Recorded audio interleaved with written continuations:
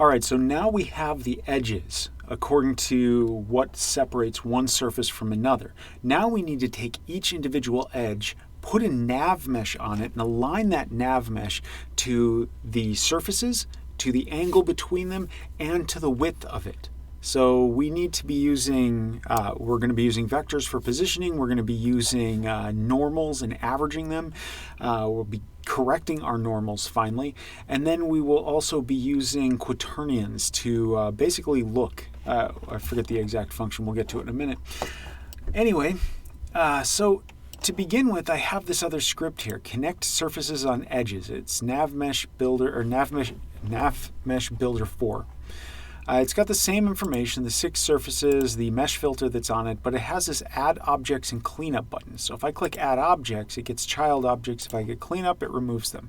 So I'm going to click Add Objects, and it added them. And what it added, as I zoom into any one of these edges, I'm going to go right into the center of this edge. Whoops. Maybe I'll... There, this is starting to show up now. I can click on it, and now I see the edge for this. That edge goes from one side all the way to the other, and it's perfectly aligned. So if I end up going down to this side over here, we see that the angle matches up with this and this, averaging it out to make this just right in between what those angles are. The object itself is placed directly in between these two positions. So basically when we extend these out, we're just extending them out on a rotational position. We'll see that in a moment. And then the width is exact. So the math is being applied to each of these. Some of these angles are a little bit more complex than others, or at weird angles. But even in this case, we can see it's not 90 degrees, but this still matched the angle to line everything up for it. All right. So let's take a look at the code. Oh, one other thing is that this is one of the first ones that actually got fixed for the normal angles. This is where I really started to hit the limits of how far I could take it when I had some bugs in the code that I was assuming was correct. All right, so I really want to give a call out thanks to Taylor from Princess Castle Quest, because he ended up providing some support on this that I'm not sure if I would have been able to get through or how long it would have taken me to find my way through this, because some of it was educational.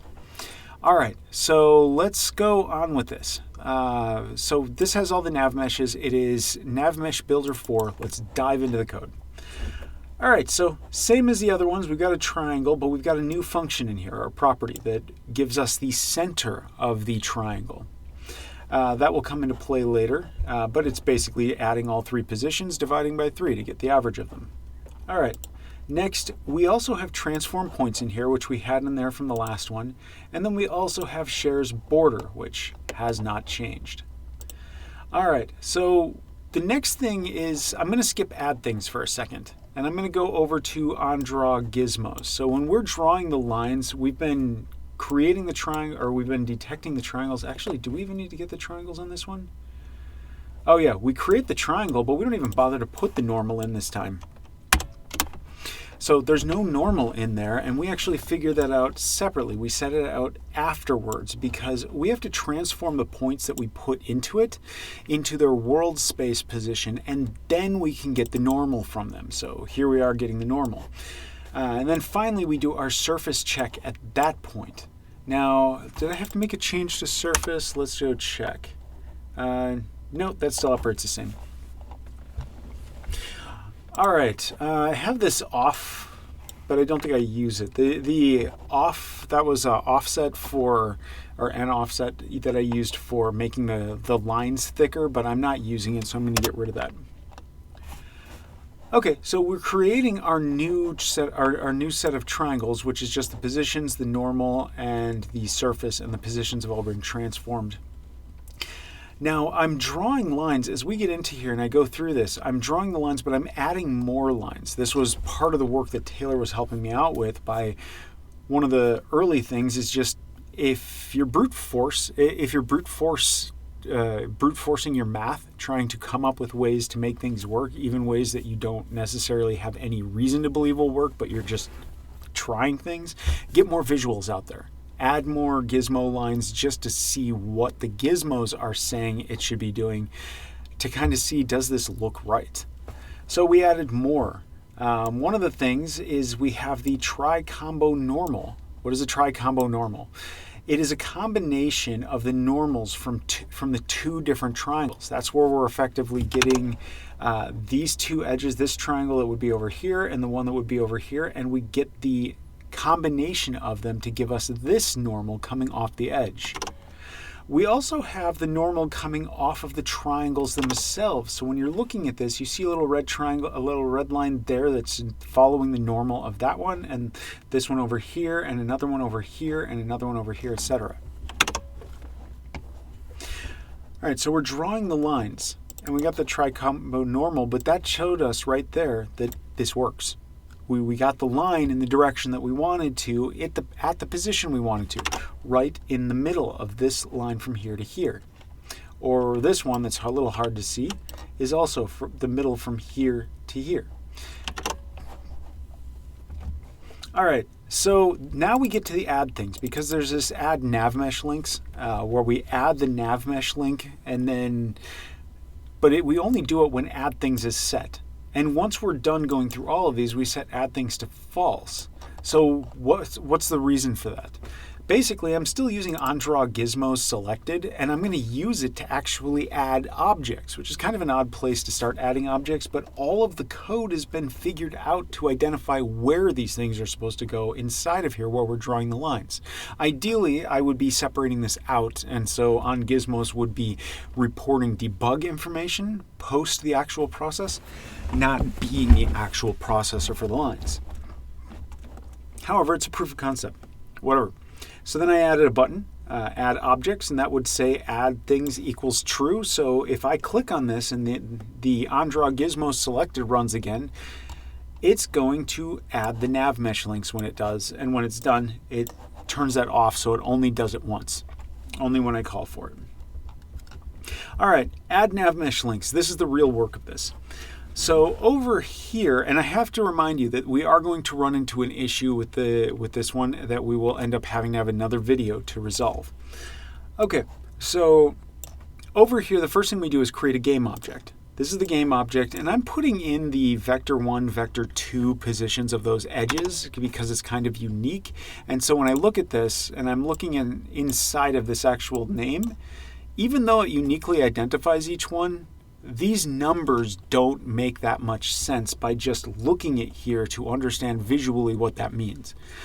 So the naming here really doesn't make any sense for why that's there. And it might actually make more sense that it is the index of which edge that I'm using, or the index of which two triangles I'm using to create this.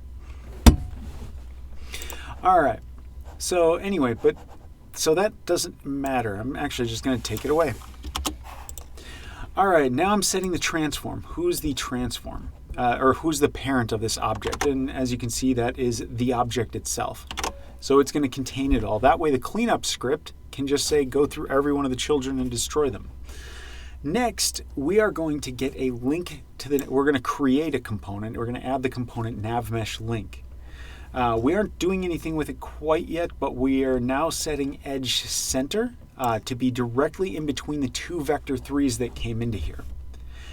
Now we're going to get the line direction. We need to know which way it's going. Now, I said the line direction, but it's not exactly the direction. The normal might be a better way to describe what we usually refer to as direction. But I'm getting, this is the line. So maybe the line would just be the better word, line. All right, so I've got the line is one edge minus the other edge. And then from here, we're going to set the width. The link's width, how far across it goes, is going to be the line's magnitude. Okay, so from one vertex to the other vertex. And now the normal, this is going to be the direction, the line direction, which I'm just going to change that. Might be a better word for it. The line direction is going to be the normal of the line. Okay, now when we're going to be setting this, we are not going to be setting its position. So if I go to the position, it's actually the edge center between those two vertices minus the tri-combo normal times 0.5, times half a meter. So it goes half a meter back from that. The fact that it's half a meter is actually a little bit of a problem. I'll get into that later in the last video. Okay, so over here, anyway, we've got the lines. We're setting these ones. Oh yeah, but since we're moving back, what we're actually doing is we're saying, okay, we've moved it back from the edge. We have this vertex edge over here. And so from this point, we're moving a little bit back from it. We're not moving out, we're moving inward by half a meter. And now we're going to say the right, our starting point and our ending point are half a meter to the, or 1 meter to the right and 1 meter to the left, or 1 meter to the left, 1 meter to the right. Since we've moved back from that edge, we can just expand out directly, and that makes this much easier to follow. All right, so the next thing is we get that tri-combo normal again, just like we saw in the first script, and then, or in the where it was drawing the lines.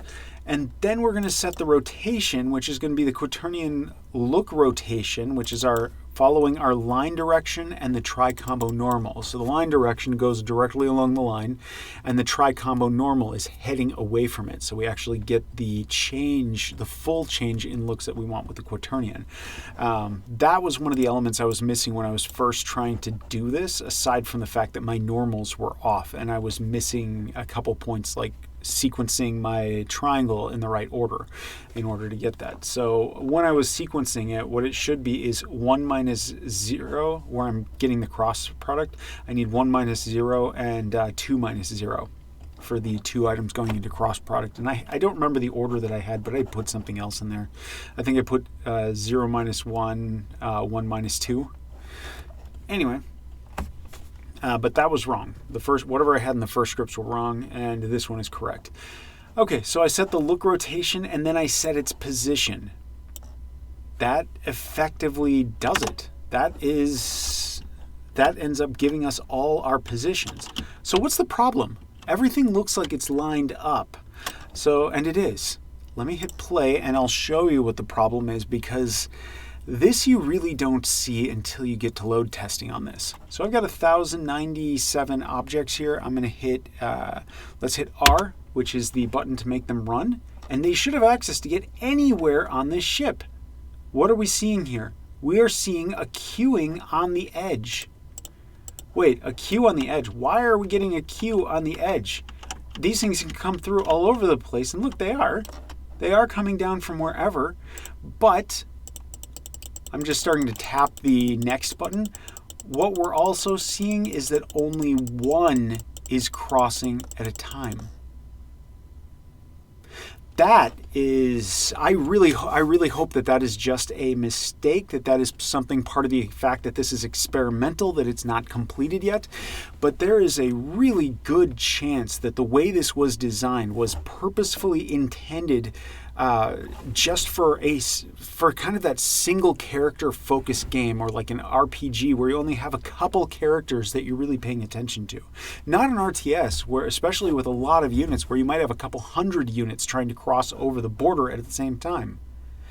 When you look at the way that this was, the tool itself was designed for the NavMesh link, you have to put it in the center, and then from the finest, the connection that's only like 1 meter apart on the edges, you have to use those to basically ad hoc determine where the edges are going to line up.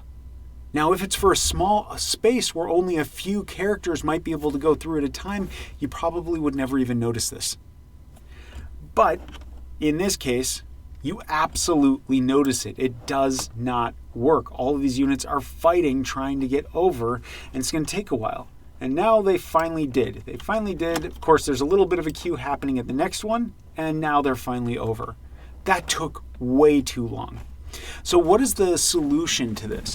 Well, the next solution